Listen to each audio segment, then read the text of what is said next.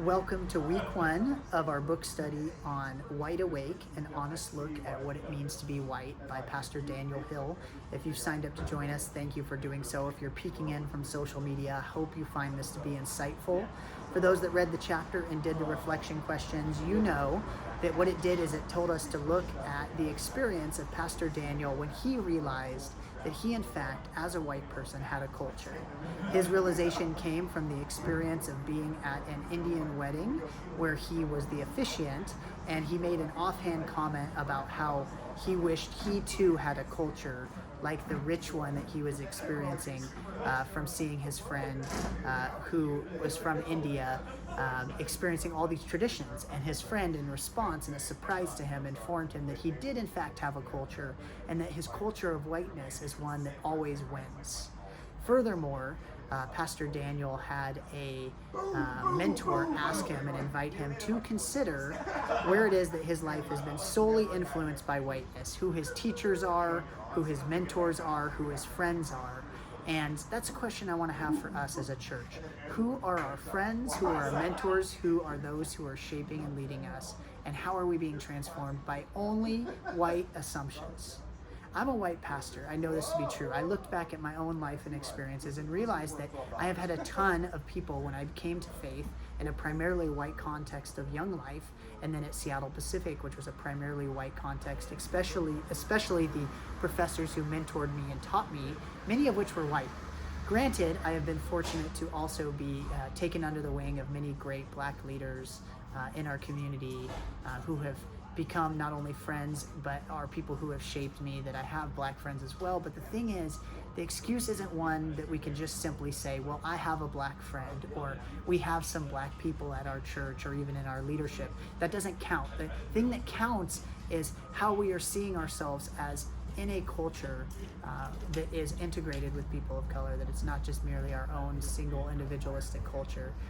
And that's a way that I had a realization. As I went through the questions, I remembered a time, as Pastor Daniel invited us, when I realized that I did in fact have a culture that was white. And I want you to consider this as well. And one of those times was in my coaching of a person of color. I remember thinking, why don't you just follow your dreams? Why don't you just follow the thing as if you are an individual who doesn't have to account for the realities of your family coming from a more communal culture?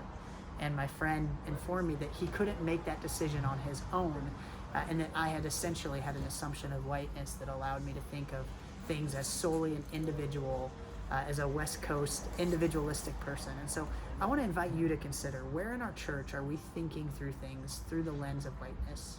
Where is it that you, primarily white folks listening to this, can take the challenge of starting to incorporate your life with other people, primarily people of color, so that you're not just simply thinking through the lens of a place that always wins, or a culture that ultimately is victorious because it's dominant or it's the majority?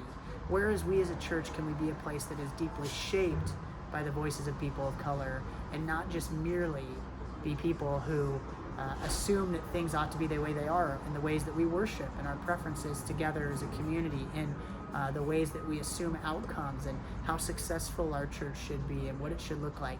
I want you to challenge yourself to question your assumptions and to question where they come from, and if they have in fact come from a white majority evangelical context. Because if they have, there's a chance that we are missing the people of color in our midst, and we are projecting onto them assumptions and expectations that aren't operative in their life, that aren't operative in the ways that God has shaped their faith, perhaps in a culture that is different than ours. And then finally, ways that you and I can begin to consider how our culture keeps us from loving other people in our culture.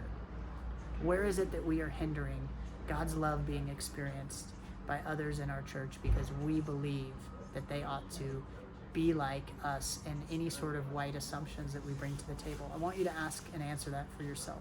Where have you been unloving? Where have we as a church been unloving?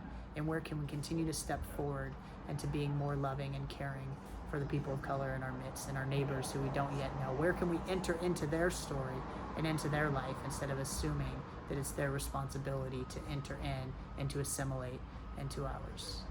Hope that's challenging and encouraging. I want you to read on in chapter 2 as we're going to continue to learn different ways that we can not only understand our culture of whiteness, but how we can also unearth the limitations and the implications that we can love others as Jesus would call us to, beyond just simply our white culture. Thanks for joining us.